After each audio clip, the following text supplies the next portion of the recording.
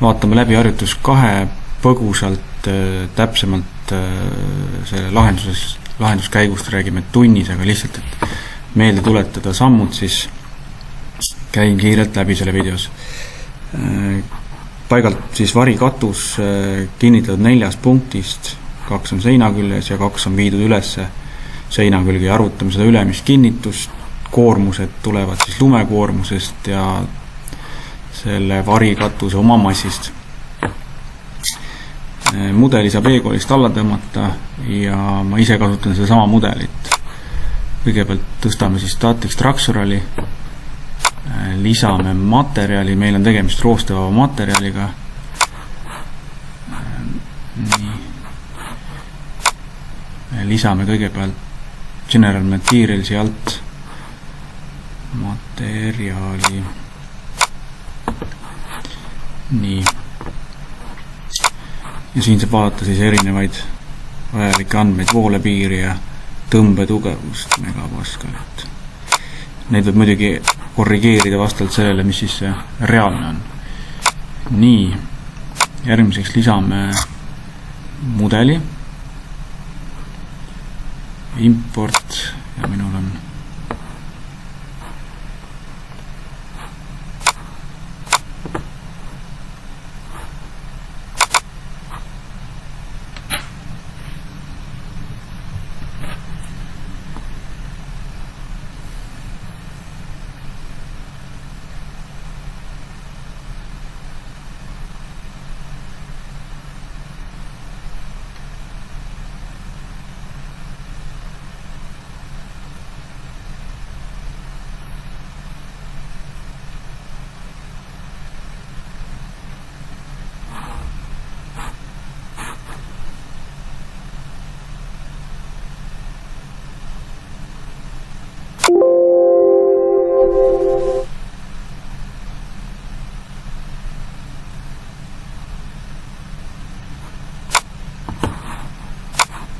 Nonii. Detail on ühes tükis, lõigatud pinnad siis seibide nii-öelda, mis imiteerivad seibe. Ja kõigepealt määrame ära nii-öelda materjali.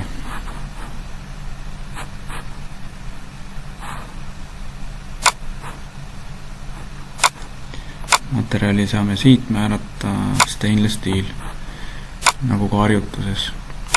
Meshi jätame algselt või selle võrgustiku jätame algselt nii nagu ta teeb, ehk siis arvuti algselt teeb seda, selle peaks hilisemalt üle käima, et õiget tulemust saada. Nii, aga hakkame siis lisama rajatingimusi. Kõigepealt paneme seina, see tagumine pind on siis meil nii-öelda sein, siis lisame poldid.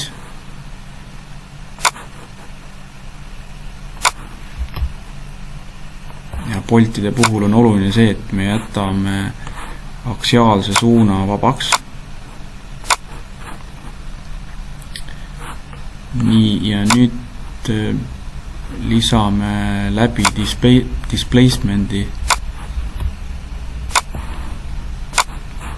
ka poldi pead ja seibid, mis siis hoiavad seda reaalselt meil seina küljes kinni ja suund, mis on kinni, on ainult X, ülejäänud on kõik vabaks, nii et X on kinni, paneme 0, liikuda ei saa. Nii, nüüd on veel küsimärk, järelikult midagi on puudu ja meil on puudu jõud. Ja jõu lisame avasse, tõmmata siit 60 kraadise nurga all, see alumine nurk siin on 60 kraadi, tõmbab eemale, et seda mugav oleks panna, siis ma panen ta komponentide peale mõelda. Ja arvutasin välja, Z on -3381 ja Y on 1952.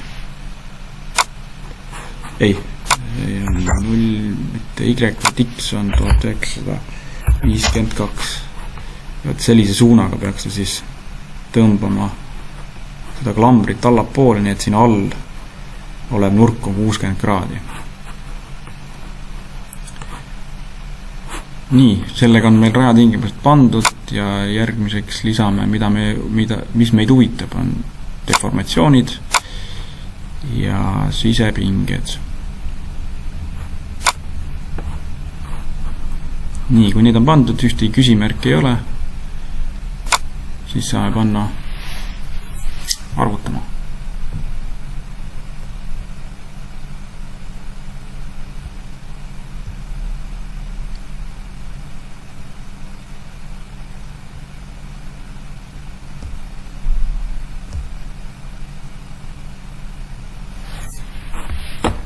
Nii, ja kuna see võrgustik on suht hõre, siis ta jõuab suht kiiresti ka tulemuseni nii-öelda. Kui nüüd vaadata seda tulemust, siis me näeme, et ta tõmbab seda keelt siia allapoole, et keha paindub ära. Deformatsioonide puhul ka seda saab ka veel võimendada, et näha, kuhu poole need deformatsioonid liikuma hakkavad nii-öelda.